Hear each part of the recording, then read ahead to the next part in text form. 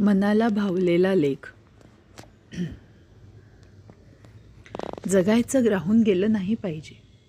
क्षणभंगूर जीवनामध्ये किती दिवस आहोत आणि कधी विकेट जाईल याची काही खबर नाही कोणालाच. आयुष्य जातं रुसण्यात, फुगण्यात, अबोला पकडण्यात. बऱ्याच वेळा आधी कोणी बोलावं यात वर्ष निघून जातं. जीवनाच्या सर्व्हिसमध्ये कोणीच परमनंट नाही मित्रांनो. आज आहे तर उद्या नाही. शेवटी फक्त फोटोरूपी आठवणीच राहतात. जगून घ्या, बोलून घ्या, मनमुराद हसून घ्या. आलंच रडायला तर रडूनही घ्या. रुसलं असेल कोणी तर स्वतः बोलून सुरुवात करून पहा. प्रत्येक क्षण जगता आला पाहिजे. वय, नोकरी, व्यवसाय, प्रतिष्ठा, जात, पात, धर्म या पलीकडे जाऊन जगता आलं पाहिजे. नाचायची इच्छा असेल तर नाचून घ्या.